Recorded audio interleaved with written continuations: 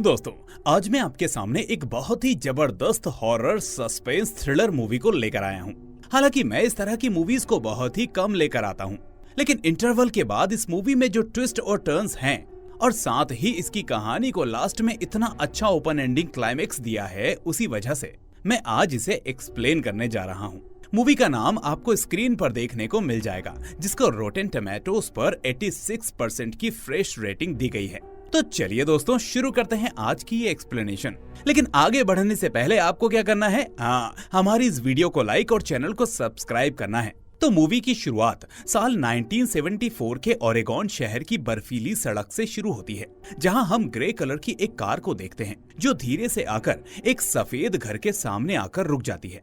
अब उस घर के अंदर 9 साल की लड़की अपनी एक ड्राइंग बना रही होती है और तभी वो बाहर उस कार को रुकता हुआ देखती है। ऐसे मौसम में बाहर उस कार को देखकर उसे लगता है कि शायद उसमें उसका कोई जानकार होगा, इसलिए वो फौरन अपनी पेंटिंग छोड़कर उस कार को देखने बाहर जाती है। इसकी एक वजह ये भी होती है कि आज तक कोई भी कार या आदमी उनके घर के आसपास तक नहीं आया था, इसलिए अब वो अपना कैमरा उठाती है और सीधे कार की फोटो खींचने बाहर निकलती है। अब बाहर आकर वो कार को एकटक देखती रहती है और तभी अचानक उसे कुछ एहसास होता है और वो वापस पीछे घर की तरफ मुड़ती है। अब यहाँ उसकी नजर एक अजीब से शख्स पर पड़ती है जो उसके घर के पास खड़ा होता है और हम देखते हैं कि उसका चेहरा पूरी तरह से सफेद है, जिसे देखकर अच्छों का पसीना निकल जाए।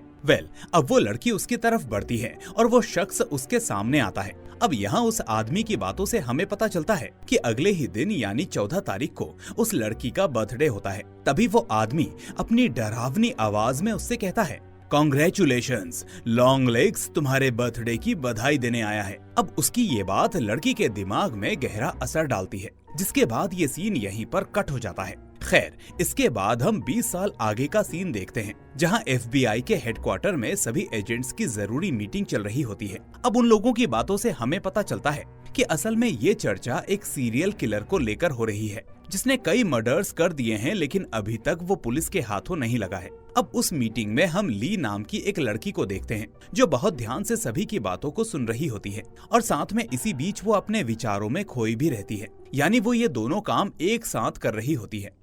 अब ली और उसके पार्टनर टोनी को जानकारी मिलती है कि वो किलर फिलहाल एक घर में छुपा हुआ है, इसलिए अब ये दोनों बिना देरी किए उस घर की ओर चल पड़ते हैं। फिर वहाँ पहुँचते ही टोनी अकेला ही उस घर में जाने लगता है, लेकिन तभी ली उसे रोक लेता है क्योंकि उसकी नजर ठीक सामने वाले घर पर पड़ती है। अब यहाँ उसका इनर सेंस उसे चेतावनी देता है कि असल में गड़बड़ इस घर में है, इसलिए अब वो अपने साथी टोनी से कहती है कि हो ना हो असली किलर इस घर में ही है। लेकिन टोनी उसकी बात को सीरियसली नहीं लेता, बल्कि वो इस बात से डरने लगता है कि किसी के घर में बिना परमिशन के तहकीकात करना उनकी जॉब को मुसीबत में डाल सकता है। लेकिन फिर भी वो ली की बातों को हंसी में उड़ाते हुए उस घर की ओर बढ़ने लगता है। अब जैसे ही वो दरवाजा नॉक करता है और वो दरवाजा खुलता है, ठीक वैसे ही अंदर से एक गोली चलती है और वो सीधे टोनी को लगती है, जिससे वो ऑन द स्पॉट मारा जाता है। अब ये देखकर ली के होश उड़ जाते हैं और वो समझ नहीं पाती कि अब वो क्या करे, लेकिन फिर भी डरते हुए ली घर के अंदर जाती है और वहाँ वो देखती है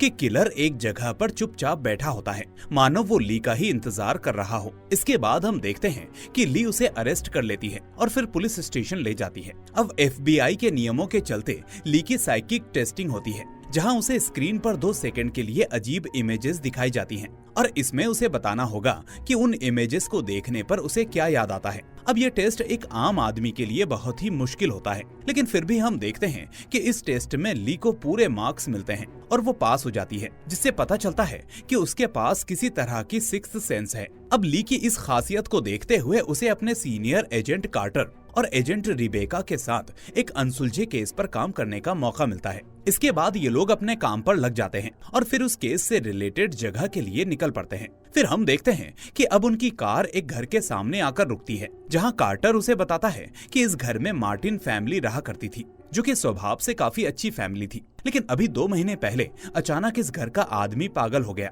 जिसने अपनी वाइफ को 61 बार चाकू मारकर उसको जान से मार दिया, जिसमें उसका चाकू तक टूट गया। और इतना ही नहीं, ये सब करने के बाद उसने अपनी 9 साल की बेटी को भी मार डाला और लास्ट में खुद की भी जान ले ली। फिर जब पुलिस ने उस जगह की जांच की तो हमें वहाँ एक लेटर मिला जिसमें एक अजीब सी कोडिंग लैंग्वेज में कुछ लिखा हुआ था। पर उससे अजीब बात ये थी कि उस लेटर में लिखा हुआ कुछ भी उस घर के किसी भी मेंबर की हैंडराइटिंग से मेल नहीं खा रहा था। अब कार्टर आगे कहता है कि पिछले 30 साल में ऐसी 11 फैमिलीज का मर्डर हुआ है और हर क्राइम सीन पर ऐसा ही लेटर मिला जिसके नीचे लॉन्ग लेग्स का नाम लिखा था। अब भले ही कार्टर एक ऑफिसर था, लेकिन फिर भी वो कहता है कि इस शक्ति ने घर के हेड को अपनी ही फैमिली को मारने पर मजबूर किया था। वो ली से कहता है कि तुम्हारे इस इनर सेंस से पिछला किलर पकड़ा गया था, तो चलो अब बताओ कि इस केस में हमें क्या करना चाहिए। फिर हम देखते हैं कि ली हर केस के बीच में आपसी कनेक्शन ढूंढने की कोशिश करती है, जिसमें उसको पता चलता है कि हर विक्टिम फैमिली में 9 साल की लड़की थी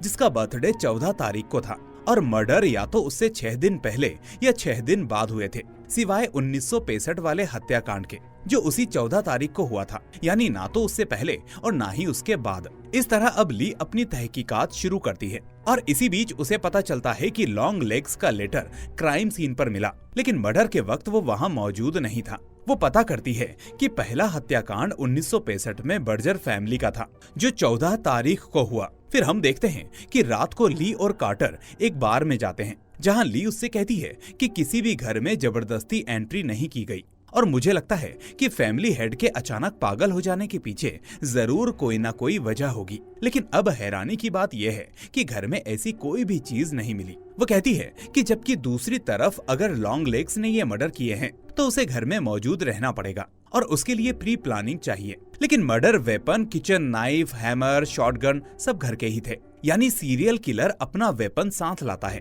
और उस जगह की किसी भी चीज को इस्तेमाल नहीं करता। अब कार्टर उससे कहता है कि मुझे लगता है कि इसमें लॉन्ग लेग्स का ही हाथ है, इसलिए या तो उसने फैमिली हेड को हिप्नोटाइज किया होगा या फिर पोजेस किया होगा। लेकिन अब अगली बात ये आती है कि आखिर उन लोगों ने लॉन्ग लेग्स को घर में क्यों लिया? क्या कोई उसकी मदद कर रहा है? अब रात को ली कार्टर को उसके घर छोड़ती है जहां कार्टर उसे अपनी फैमिली से मिलवाता है। यहाँ हम देखते हैं कि उसकी फैमिली में 9 साल की बेटी रूबी भी है जो ली को अपने बर्थडे पर इनवाइट करती है। इसके बाद घर पहुंचकर ली अपनी माँ रूथ को फोन करती है और हमें पता चलता है कि उसकी माँ असल में दुनिया से थोड़ा हटकर घर में रहती है। अब इन दोनों की बातों से हमें एक और चीज पता चलती है और वो ये कि ली का बर्थडे भी नजदीक है। इसके बाद ली अपने केस पर स्टडी कर रही होती है कि तभी उसे बाहर से आती हुई आहट सुनाई देती है। इसके बाद जब वो विंडो से देखती है तो उसे दूर एक परछाई दिखाई देती है। ये देखकर वो थोड़ी देर के लिए सहम जाती है, पर फिर अगले ही पल वो हिम्मत करके अपनी गन लेकर बाहर आती है। लेकिन जब वो वहाँ पहुँचती है तो देखती है कि उस जगह पर अब कोई भी नहीं होता। इससे वो हैरान हो जाती है और वापस घर जाने लगती है। लेकिन अब जैसे ही वो पलटकर देखती है तो उसे वही शख्स अब अपने घर के अंदर खड़ा हुआ दिखाई देता है। ये चीज अब उसके रोंगटे खड़े कर देती है और फिर डर के मारे वो सीधे गन लेकर घर के अंदर दौड़ती है। अब यहाँ उसे वापस वो आदमी दिखाई नहीं देता, लेकिन इसी बीच वो नोटिस करती है कि सामने उसकी डेस्क पर एक एनवलप पड़ा होता है जिस पर लिखा होता है कि 14 जनवरी से पहले इसको मत खोलना, ली का बर्थडे। पर ली इतना सब्र नहीं करती और फौरन उसको खोल लेती है।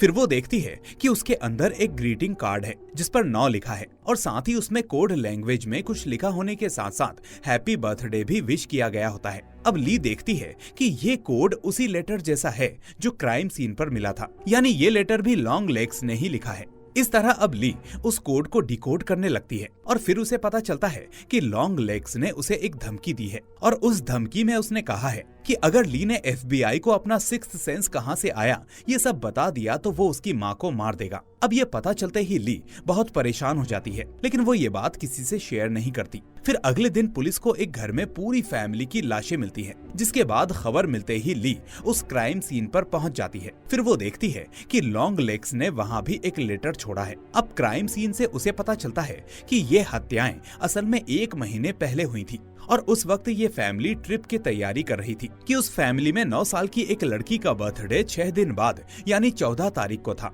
और घर के हेड ने अपनी ही वाइफ और बेटी को मारा, जिसके बाद उसने चाकू से खुद का गला काट लिया। अब वापस से ऐसे ही केस को देखकर ली को उस धमकी की याद आ जाती है, इसलिए वो फौरन अपनी माँ रुथ को कॉल करके सावधान करती है और अपने बर्थडे पर उनसे मिलने का वादा करती है। अब रुथ उससे कहती है कि बेटा तुम रोज प्रेयर करो, क्योंकि सिर्फ प्रेयर ही शैतान से हम सभी को बचाती है। इसके बाद हम देखते हैं कि ली केस पर फोकस करती है और अब तक के सभी हत्याकांड की तारीखों को कैलेंडर पर मार्क करने लगती है, और वो ये सब 9 सर्कल ऑफ डेथ नाम की बुक की मदद से करती है, जिसमें 9 पापों के बारे में बताया गया था जो इंसान में पाए जाते हैं। इस तरह अब ये मूवी एक और भयानक रहस्य की ओर बढ़ती है। अब तक ली समझ जाती है कि इन सभी हत्याओं का संबंध शैतान से है। इस तरह वो उन तारीखों को जोड़ने लगती है और वहीं वो देखती है कि एक डाउन ट्रायंगल बन जाता है जो कि शैतान की पूजा का सिंबल होता है। इसके बाद वो इस पैटर्न को कार्टर के सामने रखती है कि पहला मर्डर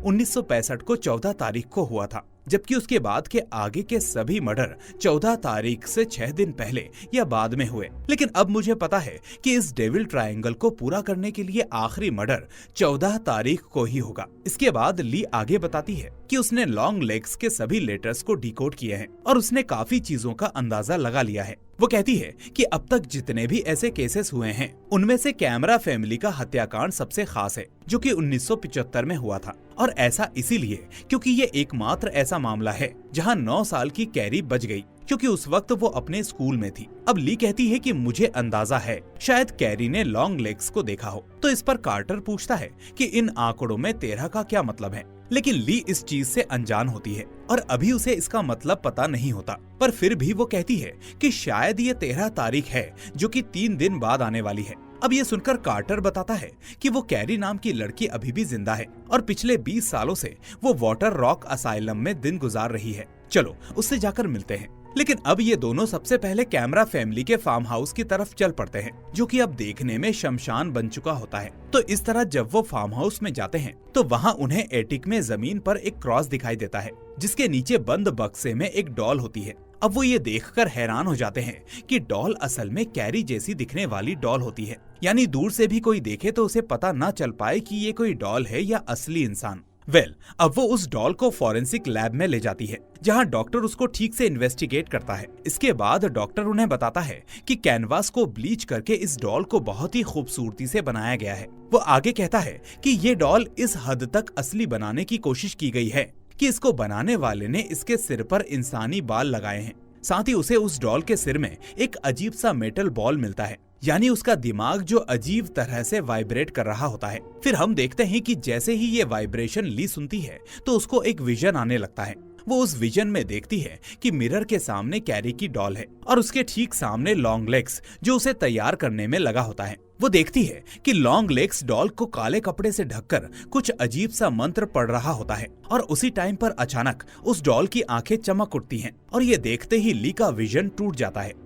अब कार्टर उस मेटल बॉल को खोलना चाहता था, लेकिन डॉक्टर कहता है कि ये अंदर से खोखला है, इसलिए कोई फायदा नहीं, इसमें कुछ नहीं मिलेगा। तभी इसी बीच हम लॉन्ग लेग्स को अपनी कार में देखते हैं, जो कि एक स्टोर में जाता है और अपने अगले शिकार की तलाश करने लगता है। अब यहाँ उसे काउंटर पर एक लड़की खड़ी हुई दिखाई देती है, जिससे वो अजीब सा बर्ताव करता है और फिर बातों ही बातों में उसकी बर्थ डेट पूछने लगता है। इसे देखकर हम समझ जाते हैं कि ये उसका अपना शिकार ढूंढने का तरीका था। हालांकि यहाँ हम ये भी देखते हैं कि वो लड़की उसे कुछ नहीं बताती और फिर वो गुस्से में वहाँ से चला जाता है। अब दूसरी तरफ कार्टर और ली उस असाइलम में पहुँचते हैं जहाँ कैरी को रखा गया था। अब वहाँ का केयरटेकर उन्हें बताता है कि कैरी पिछले 30 सालों से मुर्दे की तरह थी, लेकिन कल अचानक चमत्कार हुआ और वो अचानक बोलने लगी। इस पर कार्टर पूछता है कि कल ऐसा क्या हुआ था कि वो अचानक बोलने लगी। तो वो आदमी बताता है कि असल में कल उससे कोई मिलने आया था और तब से उसने बोलना शुरू कर दिया। लेकिन तभी वो कहता है कि एक और अजीब बात यह है कि कल वो ठीक हुई और आज आप लोग उससे मिलने आ गए। पर तभी ली उससे कहती है कि जरा आप अपने रजिस्टर में चेक करके बताइए कि कल कैरी से मिलने कौन आया था। तो इसके बाद वो आदमी रजिस्टर में देखता है तो नाम पढ़कर सभी हैरान हो जाते हैं, क्योंकि विजिटर का नाम होता है ली हार्कर। अब ली और कार्टर इससे चौंक जाते हैं कि आखिर ये कैसे पॉसिबल है। खैर, इसके बाद ली कैरी से जाकर मिलती है, जहाँ कैरी उससे कहती है कि हम तो पहले मिल चुके हैं, तुम तो मेरे घर आई थी ना। पर ली इस चीज का कोई जवाब नहीं देती, क्योंकि वो खुद डरी हुई होती है कि आखिर उसके साथ ये सब क्या हो रहा है। फिर आगे कैरी से बात करने पर उन लोगों को पता चलता है कि उसे अपने बचपन का कुछ याद नहीं, हाँ, लेकिन डॉल की नजर से उस हत्याकांड का पूरा वाकया याद है। वो बताती है कि मेरी माँ ने पागल हालत में डॉल को खत्म करने की कोशिश की, लेकिन उस वक्त मेरे पापा को उस डॉल ने पोजेस कर लिया, जिसके बाद उन्होंने सबसे पहले उस पादरी को मारा जो हमारे घर को देखने आया था, और फिर माँ को मारा जो डॉल के सामने आकर उससे कुछ बात कर रही थी। अब ली उससे पूछती है कि कल तुमसे मिलने कौन आया था, तो कैरी कहती है कि कल जो आदमी आया था वो चाहता था कि मैं नीचे रहने वाले आदमी यानी शैतान के लिए कुछ करूं, और अब सच में मैं उसके लिए कुछ भी करने को तैयार हूं, यहाँ तक कि अपनी जान देने को भी। अब इतना सब सुनकर ली फौरन समझ जाती है कि उस शैतान ने कैरी की आत्मा पर कब्जा कर लिया है, जबकि दूसरी तरफ कैरी का मानना होता है कि अब जल्द ही शैतान से उसकी मुलाकात होगी। खैर, अब अगले सीन में हमें एक सुनसान जगह पर किसी तह खाने में लॉन्ग लेग्स दिखाई देता है, जिसके सामने एक टेबल पर एक नई डॉल पड़ी होती है। उधर ली कार्टर से कहती है कि हर मर्डर वाली फैमिली के घर उनकी लड़की जैसी डॉल मिली है और इन्हें प्राचीन काल में जादू टोने या वूडू के लिए इस्तेमाल किया जाता था। लेकिन कार्टर इस बात को मानने के लिए तैयार नहीं होता। वो कहता है कि ये मर्डर्स असल में किसी काले जादू का काम नहीं, बल्कि किसी साइकिक किलर का काम है। और इसी बीच अब उसे ली पर भी शक होने लगता है, इसलिए वो उससे पूछता है कि अगर लॉन्ग लेग्स कैरी से मिला था तो आखिर रजिस्टर में तुम्हारा नाम कैसे लिखा था? क्या वो तुम्हें जानता है या क्या कभी तुम उससे मिली हो? तो ली इस बात का उसे कोई जवाब नहीं देती और चुप ही रहती है, क्योंकि उसे वो धमकी वाली बात अभी तक याद होती है। इसी बीच कार्टर कहता है कि 20 साल पहले 13 जनवरी को तुम्हारी माँ ने पुलिस को फोन किया था कि उसने घर के आसपास एक अजीब सफेद शख्स देखा है, और अगले ही दिन 14 तारीख को तुम्हारा 9वां बर्थडे था। आखिर तुम्हारी लाइफ और इन केसेस के बीच इतना बड़ा इत्तेफाक कैसे है? इस पर वो ली को टटोलने की कोशिश करता है, लेकिन ली उसे कोई जवाब नहीं देती। पर इस पर उसे लगता है कि बिना जवाब दिए कार्टर उस पर ज्यादा शक करेगा, तो वो कह देती है कि मुझे अपने बचपन का कुछ भी ठीक से याद नहीं। इसके बाद हम देखते हैं कि वो अपनी माँ रुथ से मिलने पुराने घर जाती है, जहाँ रुथ उसको देखकर बहुत खुश होती है। लेकिन ली यहाँ पर नोटिस करती है कि उसकी माँ का बर्ताव थोड़ा अजीब होता है। अब यहाँ पर उसकी माँ उससे बार बार पूछती है कि क्या तुम रोज प्रेयर करती हो? तो ली कहती है कि नहीं माँ, मुझे वक्त नहीं मिलता। ये सुनकर रुथ पहले तो डर सी जाती है, लेकिन फिर वो अचानक हंसते हुए कहती है, सही किया तुमने, क्योंकि भगवान की प्रार्थना हमेशा काम नहीं करती।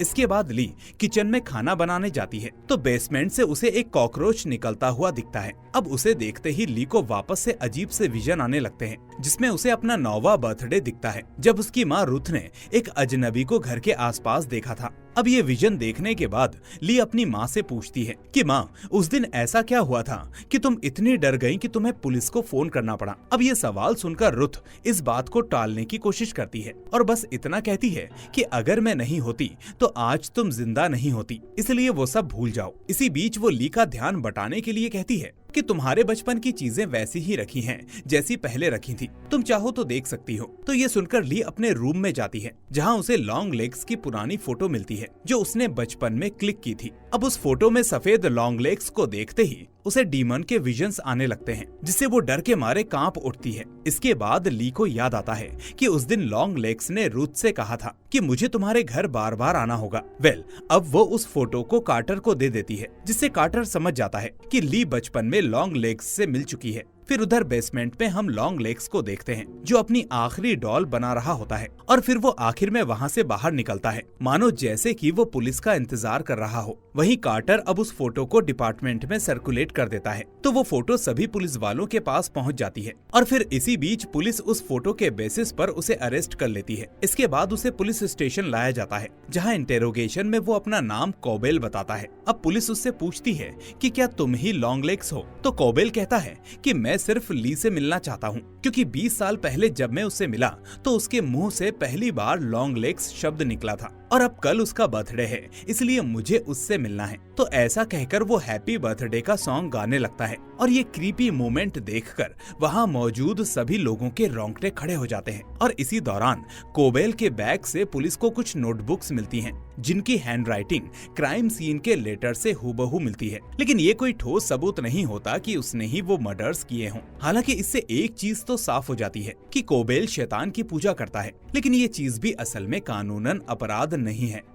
अब ली सभी से कहता है कि लॉन्ग लेग्स अकेला नहीं है, बल्कि जरूर कोई उसकी मदद कर रहा है, और वो कोई आम आदमी नहीं है, बल्कि वो कोई ऐसा शख्स है जिसे फैमिलियां अपने घर में आसानी से एंट्री दे सकें। फिर हम देखते हैं कि हाथ लगे सबूतों के आधार पर लॉन्ग लेग्स को कुछ सालों की जेल होती है, लेकिन डेथ सेंटेंस नहीं। इसी बीच ली चेतावनी देती है कि अभी ये सब खत्म नहीं हुआ, बल्कि अभी एक और हत्याकांड होना बाकी है, जिस पर कार्टर पूछता है कि अब ये कैसे पॉसिबल है, क्योंकि कोबेल तो पकड़ा गया, और आखिर तुम इतनी श्योर कैसे हो कि एक और हत्याकांड बाकी है। तो ली कहती है कि ऐसा इसलिए क्योंकि उस डेविल ट्रायंगल को पूरा करने के लिए कल आखिरी मर्डर होना बहुत जरूरी है, लेकिन ये मर्डर अब किसका होगा और कौन करेगा ये मुझे नहीं पता। फिर हम देखते हैं कि ली पुलिस कस्टडी में मौजूद कोबेल से मिलने जाती है, और तभी उसे याद आता है कि कोबेल ने कहा था कि मैं नीचे रहने वाले का दोस्त हूँ, और साथ ही कैरी ने भी ऐसा ही कुछ कहा था कि मैं नीचे रहने वाले के लिए कुछ भी कर सकती हूँ। इसीलिए अब इस पहेली को सुलझाने के लिए ली कोबेल से पूछती है कि आखिर तुम हमेशा उस नीचे रहने वाले का जिक्र क्यों करते हो, कौन है वो? तो कोबेल उसे रहस्यमयी लहजे में कहता है कि वो है जिसके सामने हम सबको झुकना ही है। वो कहता है कि उसने हर फैमिली को ऑप्शन दिया था, या तो उसके गुलाम बनो या अंजाम भुगतो। अब ली इसी बीच उस पर दबाव डालते हुए कहती है कि पहेलियां मत बुझाओ और हमें बताओ कि तुम्हारी मदद कौन करता है। तो कोबेल मुस्कुराता है और कहता है कि वो एक नन है जो बर्थडे के दिन घर घर जाकर गिफ्ट देती है और फैमिली से कहती है कि उसे चर्च ने भेजा है। वो कहता है कि वो नन भी उस नीचे रहने वाले का हुक्म फॉलो करती है। इसके बाद ली गुस्से में कहती है कि अब तुम हमेशा के लिए जेल में सड़ोगे, लेकिन कोबेल ठंडे स्वर में जवाब देता है कि आज मेरा यहाँ का काम खत्म होगा, लेकिन मैं मरकर भी जिंदा रहूंगा। इस पर ली फिर से पूछती है कि आखिर तुम्हारी मदद कौन करता है। तो इस बार कोबेल उससे कहता है कि ये सवाल तुम गलत आदमी से कर रही हो, जाओ और ये बात अपनी माँ से पूछो। फिर हम देखते हैं कि ऐसा कहकर वो शैतान की जय जयकार करते हुए टेबल पर सिर पटक पटक कर खुद को खत्म कर लेता है, और ली ये देखकर बुरी तरह से डर जाती है कि ये अचानक इसने क्या किया। उधर कोबेल की मौत से कार्टर भी घबराहट में आ जाता है और वो बताता है कि दूसरी तरफ उस कैरी ने भी असाइलम के रूम से कूदकर खुद की जान ले ली। अब ये सब होने के बाद ली समझ जाती है कि 13 तारीख उन लोगों का शैतान की शरण में जाने का दिन है जो अपनी आत्मा दे चुके हैं। लेकिन वहीं कार्टर इस पर विश्वास नहीं करता, पर वो ये भी नहीं समझ पाता कि केस में आगे क्या किया जाए। वहीं हम देखते हैं कि कोबेल की बात सुनकर ली फौरन रिबेका के साथ अपनी माँ के घर जाती है, और इसके बाद वो रिबेका को कार में छोड़कर खुद अपने घर के अंदर जाती है ताकि रिबेका की जान को कोई खतरा ना हो। लेकिन जब वो अंदर जाती है तो देखती है कि उसकी माँ रुथ अंदर नहीं होती। पर तभी हम देखते हैं कि बाहर कार में बैठी रिबेका की नजर गैराज में लॉन्ग लेग्स की कार पर पड़ती है, और फिर वो उसे देख ही रही होती है कि तभी इतने में पीछे से रुथ आकर शॉटगन से उसे मार देती है। अब गन फायरिंग की आवाज सुनकर ली फौरन बाहर दौड़कर आती है और वो देखती है कि उसकी माँ ने एक डॉल को निशाना बनाकर रखा है, और वो डॉल बिल्कुल वैसी दिखती है जैसी बचपन में ली दिखा करती थी। इसके बाद रुथ उससे कहती है कि अब वो मर गया, इसलिए तुम भी अब आजाद हो, और ऐसा कहकर वो डॉल का सिर शॉटगन से उड़ा देती है। फिर हम देखते हैं कि उस डॉल के सिर से काला धुआं निकलने लगता है, और ठीक उसी मोमेंट पर ली के सर से भी वैसा ही काला धुआं निकलने लगता है, जिसके बाद वो अचानक चक्कर खाकर गिर पड़ती है। और इसी बीच हम नोटिस करते हैं कि अब उसे अपना पास्ट भी धीरे धीरे याद आने लगता है। फिर सीन यहाँ से पास्ट में जाता है, जहाँ हम देखते हैं कि उसके बर्थडे से एक दिन पहले कोबेल यानी लॉन्ग लेग्स उससे मिलने आया था, और वो एक डॉल मेकर था जिसने ली के लिए उसकी जैसी डॉल बनाई थी। हम देखते हैं कि लॉन्ग लेग्स शैतान का पुजारी था जो काले जादू से डॉल में शक्ति डालता था, और यही शक्ति लड़कियों को सब भूलने पर मजबूर कर देती थी। असल में शैतान 14 तारीख को जन्मी लड़कियों की आत्मा चाहता था, और इसी तरह वो कुल 13 लड़कियों की बलि चढ़ाने के बाद इस दुनिया में आने वाला था। लेकिन जब वो ली को मारने वाला था तो रूथ ने उसे ली की बलि चढ़ाने से रोक लिया। इस तरह उसने लॉन्ग लेग्स से अपनी बेटी की जान की भीख मांगी और बदले में मदद करने की बात उससे कही। अब वो उसकी बात को मान गया, लेकिन इसी बीच उसने ली के सिर में काले जादू से उसको सिक्स्थ सेंस दे दिया, और इसके बाद मदद का वादा करने की वजह से रुथ खुद नन बनकर लॉन्ग लेग्स की बनाई हुई डॉल्स को बर्थडे वाले घरों में डिलीवर करती रही, जहां 9 साल की लड़कियां होती थी। अब रुथ नन के गेटअप में वहां जाती थी, इसलिए कोई भी उसे अंदर आने से मना नहीं करता था, और ऊपर से सभी उसके गिफ्ट को भी एक्सेप्ट कर लेते थे। फिर हम देखते हैं कि इस गिफ्ट में एक डॉल होती थी जो हूबहू लड़की जैसी होती थी, जिसे देखकर पूरी फैमिली पोजेस हो जाती थी, और फिर फैमिली का हेड पहले अपनी फैमिली को मार देता और फिर खुद को मार लेता। जिसके बाद रुथ लॉन्ग लेग्स का लेटर वहाँ छोड़ जाती थी और इस तरह लॉन्ग लेग्स बिना घर जाए हत्याएं करता था। अब हम देखते हैं कि प्रेजेंट में बेहोश होने के बाद जब ली वापस होश में आती है तो उसके सामने टेलीफोन की रिंग बज रही होती है। इसके बाद जब वो खुद को देखती है तो उसे पता चलता है कि वो बेसमेंट में है जहाँ लॉन्ग लेग्स डॉल बनाता था। और फिर जब वो वहाँ से बाहर आती है तो वो समझ जाती है कि इतने सालों से वो उसी घर के बेसमेंट में रहता था, यानी खुद ली के घर में। इसी बीच अब उसे फोन पर शैतानी आवाज सुनाई देती है जो उससे कहती है कि तुम रूबी के बर्थडे पार्टी पर लेट हो गई। तभी अचानक ली को याद आता है कि आज 14 तारीख है, यानी आज कार्टर की बेटी रूबी का बर्थडे है। इसका मतलब शैतान का आखिरी शिकार कार्टर की फैमिली है। तो इस तरह अब वो फौरन लॉन्ग लेग्स की कार से कार्टर के घर पहुंचती है। इसके बाद जब वो डरते हुए दरवाजा खटखटाती है तो वहाँ पर कार्टर और उसकी वाइफ अजीब तरीके से ली का स्वागत करते हैं, लेकिन फिर भी वो कुछ नहीं कहती। इसके बाद वो अंदर रूबी को देखती है जो खुद के जैसी दिखने वाली डॉल के पास पॉजेस हालत में बैठी होती है। फिर ली का सामना सच से होता है जहाँ वो सामने सोफे पर नन की ड्रेस में बैठी हुई अपनी माँ को देखती है। इसके बाद ली कार्टर से बात करने जाती है, लेकिन वो उस पर ही चिल्लाने लगता है कि अभी मेरी बेटी का बर्थडे सेलिब्रेशन चल रहा है, इसलिए शांत रहो। तो ये सब देखकर ली फौरन समझ जाती है कि डॉल का काला जादू सभी को पोजेस कर चुका है। इसके बाद हम देखते हैं कि कार्टर केक काटने के लिए चाकू लेने के बहाने से वाइफ को किचन में लेकर जाता है और वहाँ जाकर उसे मार देता है। इसके बाद वो बाहर आकर रूबी को मारने की कोशिश करता है, लेकिन इतने में ली उसे उल्टा शूट करके मार देती है। फिर हम देखते हैं कि ये देखकर रुथ अपना चाकू लेकर फौरन रूबी को मारने जाती है, लेकिन इसी बीच ली अपनी माँ को भी शूट करके मार देती है। ऐसा होते ही वो वहाँ से रूबी को लेकर जाने लगती है, लेकिन तभी वो पीछे मुड़कर उस डॉल के सर पर वार करने के लिए तैयार हो जाती है, क्योंकि उसे याद आता है कि ऐसा ही उसकी माँ रूथ ने किया था, जिसके बाद ही ली ठीक हो पाई थी। लेकिन अब जैसे ही वो उस शैतानी डॉल को मारने के लिए अपनी गन उठाती है, वैसे ही वो देखती है कि बदकिस्मती से उसकी गोलियां खत्म हो चुकी हैं।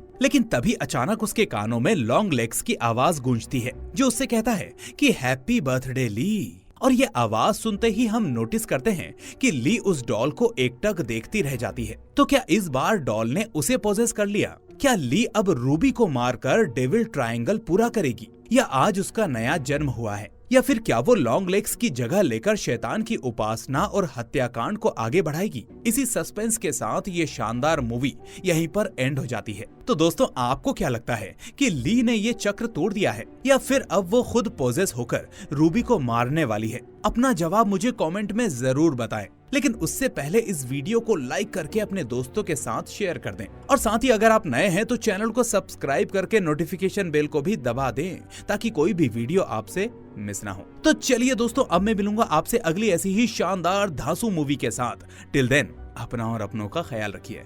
Thanks for watching.